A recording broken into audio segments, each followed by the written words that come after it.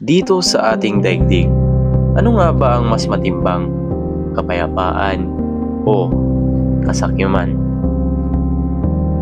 Gumuguhit ako ng isang bahay, isang tahanan, silungan at sandigan ng isang pamilya.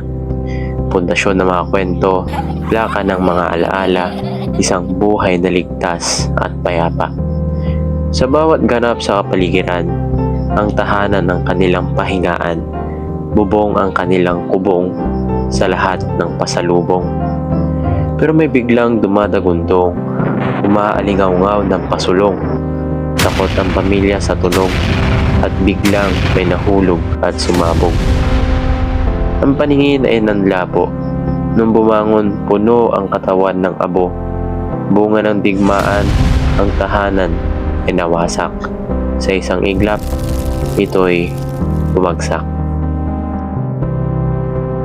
Ang mga digmaang nagaganap sa iba't ibang panig ng mundo, hindi lang sumisira na mga gusali, pero winawasak din ito ang mga pamilyang nais lamang mamuhay ng tahimik at parangal. Maraming tahanan ang nawawala, libo-libong buhay ang nasasayang, at sa gitna ng lahat ng ito, walang pinipili ang digmaan. Bata, matanda, mga inosente, lahat ay nagiging biktima ng giyera. Bilang isang estudyante na isa sa kinikilalang pag-asa ng bayan, may kakayahan ako o tayo na makatulong kahit munti lamang. Sa simpleng paraan, sa pagbabahagi ng tamang impormasyon at pinipiling mag-unawa kaysa manghusga, na ipapakita natin na ang kapayapaan nagsisimula sa atin. Sa mundong puno ng kasakiman, ang kapayapaan ang mas matimbang.